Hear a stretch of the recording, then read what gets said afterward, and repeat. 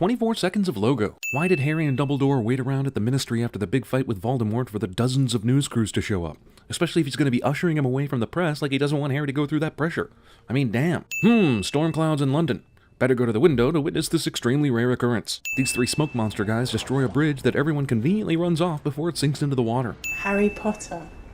Who's Harry Potter? Why is Harry reading the magic newspaper containing moving pictures in a non-magic public-ass place? A couple of nights ago, I could have sworn I saw a picture of me. That's what I'm saying! Hey, I was wondering... 11. That's when I get off. Damn, that's specific. Billboard irony. Well, if it isn't that wand blocker Dumbledore, wanting to talk to Harry after spending the entire previous year not talking to Harry. The tale is thrilling, if I say so myself. But now is not the time to tell us. Because reasons. Actually, sir, after all these years, I just sort of go with it. You go with it despite the fact that no one has ever taken you to the Hufflepuff to stick your Slytherin in someone's Gryffindor. Once out, Harry. Oh wait, maybe I underestimated Dumbledore. Blood drips from the ceiling to let character know to look up cliché. Blood tasting. Come on, did this guy really not know his feet were sticking out of the chair? Also, how did licking the blood drop from Harry's head tell Dumbledore, better give that chair a closer look? So I never stay anywhere more than a week. Then how did Dumbledore know where to find— oh, f***ing forget it. Even more impressive when one considers she was Muggle-born. That's racist. One of my best friends is Muggle-born. She's the best in our year. And yet you keep getting all the credit. Your mother was one of my absolute favourites. Look, there she is. Wait, just a minute ago you said— The Muggles who own this place are in the Canary Islands. But now we're supposed to believe that you have pictures of all the people who are important to you? One of them just happening to be Harry's mom sitting here in this Muggle house? Also, you said— I never stay anywhere more than a week. So that means you're carrying around 19 framed pictures to a new place every week? You no doubt know of his older brother, Sirius, died a few weeks ago. Harry's in the news everywhere because of the showdown at the Ministry of Magic, which is where Sirius died. So how does Slughorn know that Sirius died but not know that Harry was there when it happened? Professor Slughorn is going to try to collect you, Harry. And that's all I need to say about that. That's why he's returning to Hogwarts. And it's crucial he should return. But I won't tell you why until much, much later, if at all. I fear I may have stolen a wondrous night from you, Harry. Magical cockblocking. Dumbledore's a dick. Is there ever a time when this pan isn't getting magically scrubbed in the sink? Make the unbreakable vow. Franchise waits until the 6th movie to mention the unbreakable vow thing, which is no doubt super important, but not really. Also, if an unbreakable vow exists and is so powerful, why not use it to do something impossible? Like, I vow to impress Kate Upton with my considerable math skills. And if Draco should fail, will you yourself carry out the deed? Movie is jumping up and down trying to tell you everything about the ending right here in the first 20 minutes, which makes you wonder why they bothered with the other 2 hours and 10 minutes, but whatever. Foreshadowing. You are amazed. The Dark Lord has ordered Draco to perform. I will. How did the glowing magic wrist thing know that this was the end of all the vows? Dick shot. Hey, let's go into the bombed out former wand store so that plot can happen.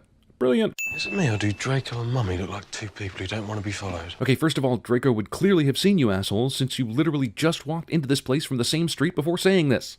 And second, are there people who want to be followed? Also, does every single plot point in the Harry Potter universe hinge on someone overhearing something or being in the right place to see something at the right time? Also, why do the Malfoys walk to this super secret meeting place out in the open where anyone can see where they're going? Don't they have the ability to magically transport like we've seen all the good guys do in this series? I'm just saying, if I had been Voldemort in this series, I would have won. City planners made it amazingly easy to eavesdrop on people no matter where they go in their own house. How did they get up there on— oh, never mind. You'd think that would be one of the first tasks when calling a secret meeting. Shoulder troll. What's a raxbat? They're invisible creatures. They float in your ears and make your brain go fuzzy. Oh, cool. What? So what was Draco doing with that weird-looking cabinet? And who were all those people? And why did I wait all the way until f***ing now to ask these questions? It's happened. He's one of them. Pronoun game. What a pathetic excuse for a school. Evil Harry Potter is right. Apparently Malfoy can just stay on the train with a whole car to himself without anyone noticing or caring. Why is Luna still on the damn train? You've got to be kidding me with this shit. Thankfully, Luna also just happens to be wearing super secret 3D magic glasses that allow her to find Harry. How do you know where I was? Experts. Your head's full of them. Yeah, but you didn't notice that until you walked into this car for absolutely no explained reason. Why is Harry's nose still bleeding? Didn't Malfoy kick him like an hour ago? Then Luna fixed his nose, and now he comes in with this thing, like it just happened or something? What have I missed? Sorting her urges all to be brave and strong in these troubled times. Since when does the Sorting Hat have important things to say, and do anything other than tell people what house to go to? And here's where I point out the avalanche of convenience that leads Harry to the Half-Blood Prince's book, capped off with the oh-so-clever, one old book, one new book, standoff with Ron. F***ing bravo, you maestros. Only girls are inexplicably drawn to the love potion. All they want to do is get married and have kids. They should, in fact, just drop out now and find a husband before they turn into old maids. Liquid luck. Desperately tricky to make, disastrous should you get it wrong. But there is a way to make it, so why aren't there gallons of this shit? And let's say Voldemort had some of it, and Dumbledore had some of it. Who would the luck potion favor then? One sip and you will find that all of your endeavors succeed.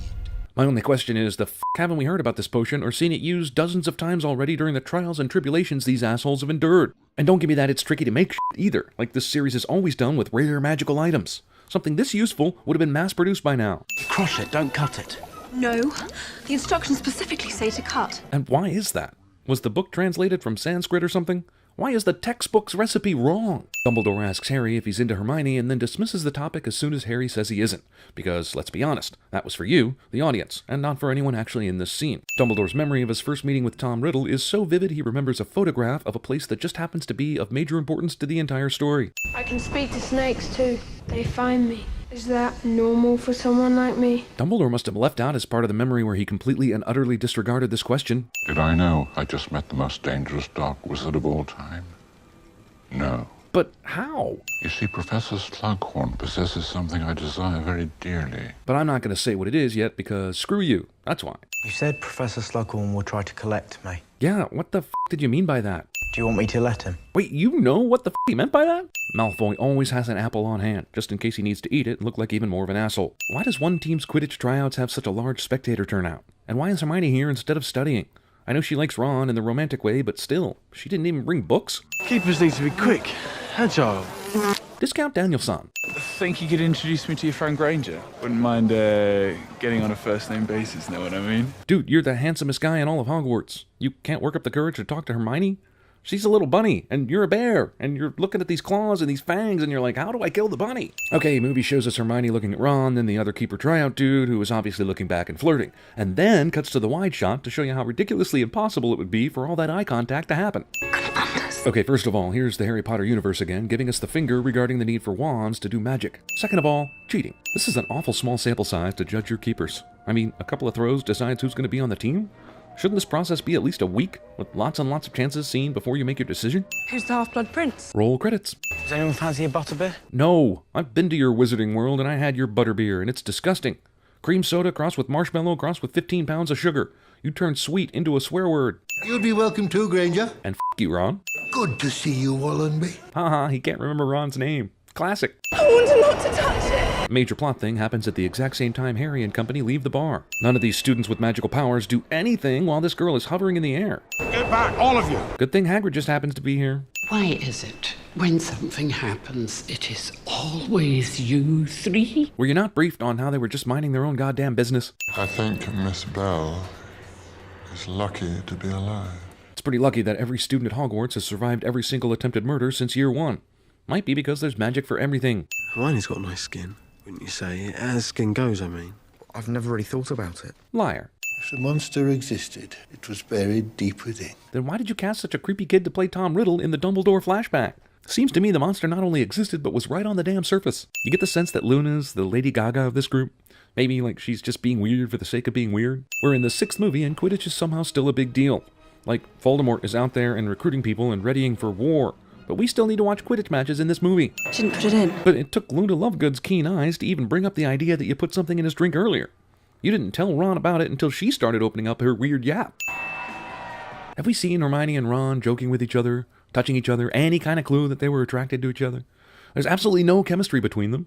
Just because a book or a movie says two people are going to be together doesn't mean the attraction was there all along. Hogwarts is big enough for Harry to have to do a bit of looking around in order to find Hermione, but small enough for Ron and Kissy Pants to just traipse right by on accident. It's Ron Weasley! Magic makes the human component in the book filing largely unnecessary. That's Romilda Vane. Man, is this whole movie going to be Love Actually? Hey! She's only interested in you because she thinks you're the chosen one. Okay, A, he is. And B, he's only interested in her because you just pointed her out as a possible date. Someone, or something, ate the apple and was an asshole. Also, why do the evil forces need to test their magic teleportation cabinet that obviously was built for this very purpose? Also, I guess this is something that takes an entire f***ing school year to learn. You know, so we can go through all the damn teen angst this movie has to offer. Cormac, that's who you invited. I know, right? He's already in the Slughorn Club. He was coming here tonight regardless. You've just bought yourself a month's detention, McLagan. This is a private party and not a school function, and vomiting is a month's detention? You gotta be shitting me. I believe it was Snape in the earlier movie who somehow knew Harry was eavesdropping on the teachers outside Dumbledore's office, right? And said this conversation is no longer private, right? But here, no idea he's being listened to surreptitiously. Unbreakable vow. You sure that's what Snape said? Harry waits until they get on the train to discuss the thing he overheard. Did he just keep this information to himself, thinking, man, if only we could get on a train and I could finally discuss this? What happens if you break an unbreakable vow? I thought the very meaning of the term was that you physically could not break it. Plenty of magic to go around during a time when everyone's scared of a massive threat. We can't protect the children, but we can make cake toppers dance. So we got that going for us. Perhaps Harry's right, Remus. I mean, to make an unbreakable vow... These people can't just find out from Dumbledore that Snape's allegiance to his vow is part of his double cross. Is there any reason they don't have the understanding of this shit that Albus does? He's a vanishing cabinet. A vanishing cabinet? I know, right? Why haven't we ever heard of these things before? No franchise in history gets more mileage out of making shit up as they go along than this one does. So, two badass wizard adults struggle with the fire after Harry jumps through, and then Ginny just runs by like, tra-la-la, are you f***ing kidding me? Any spells you could cast to stupefy Harry and Ginny and maybe apparate Harry to Voldemort? Especially since you can't kill them because of the stupid save them for Voldemort rule. Why didn't they do that in the first place? Why is the family that uses magic to scrub pans and move cake toppers worried about a simple fire? Can't they just magic up themselves a new shoe house? Confused? I'd be surprised if you weren't. Since I've been intentionally keeping crucial information from you. But why would he tamper with his own memory? Yeah, why stop at tampering? Surely there's a spell that could make you forget something completely. I think I love her. Well, brilliant. Why is it that when someone is obviously acting strangely in this world, no one immediately thinks curse or charm, or that guy might not be Ron at all? Must be Ron getting into the liquor cabinet again. Glug glug. Do you think she knows I exist? I bloody well hope so. She's been snogging you for 3 months. Snogging? Who are you talking about? You mean Ron's been playing the pronoun game this entire time?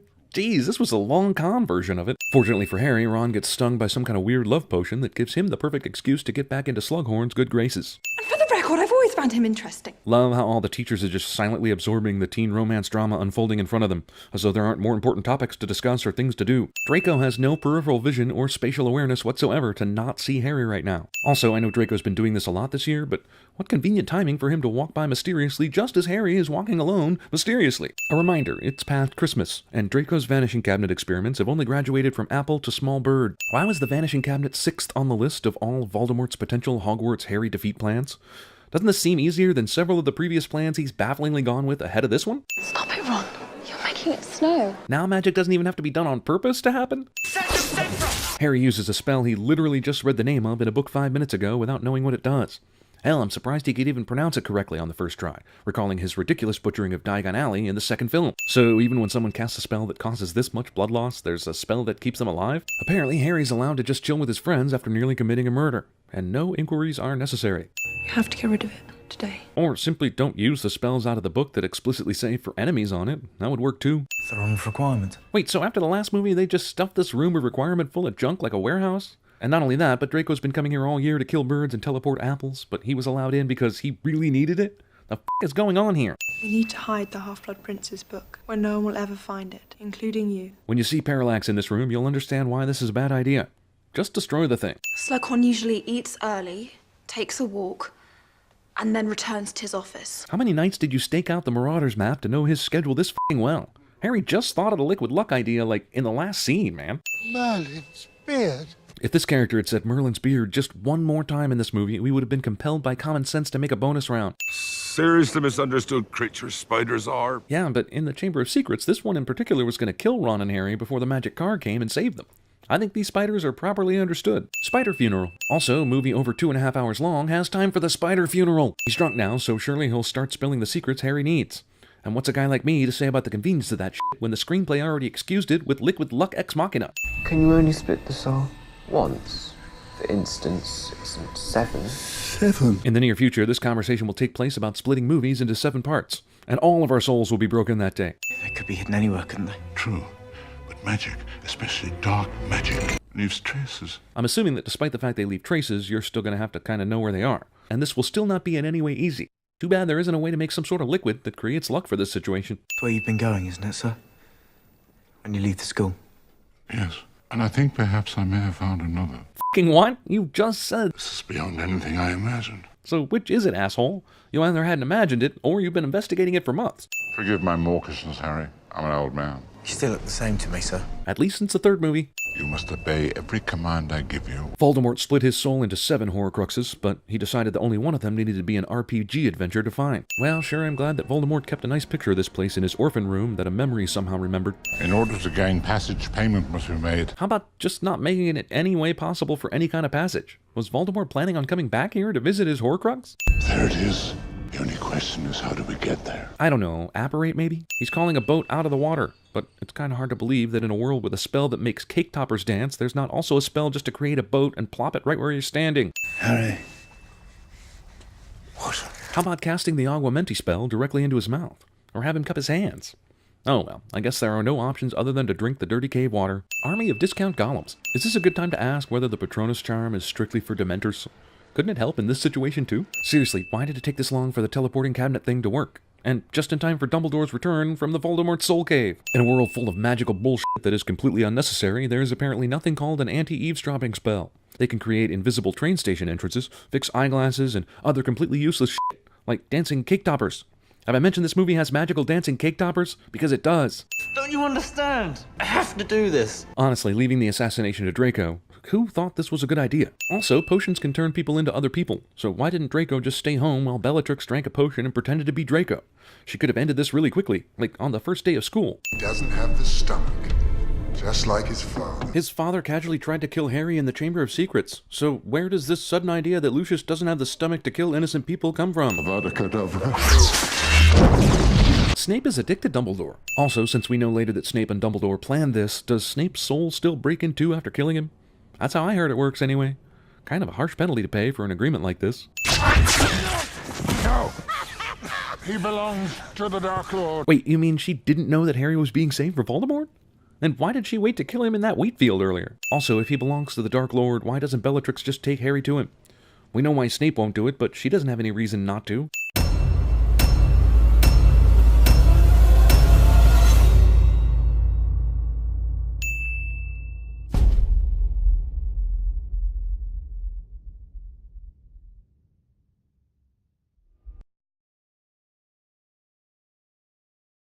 Outside it may be raining, but in here it's entertaining. For a spoonful of sugar helps the medicine go down. By Grabthar's hammer. What a savings. Once there was a young man.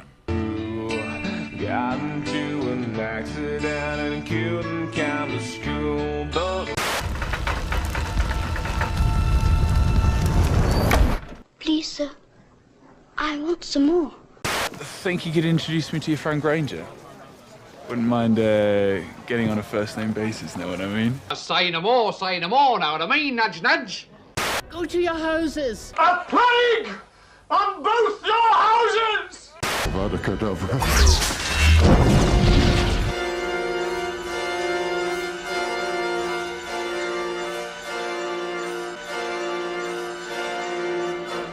That's not a hostage. What if that had been poop?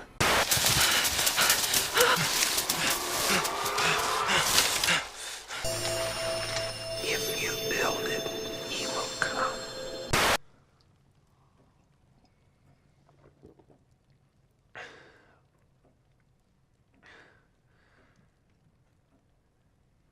That's enough for me. Oh, come on, Arnold. Listen, don't worry about too much wine. I mean, I'm not going to let you have too much wine because you know your folks may smell it on your breath. And, they might get mad at me. Pretty bird. Yeah, can you say pretty bird? Pretty bird.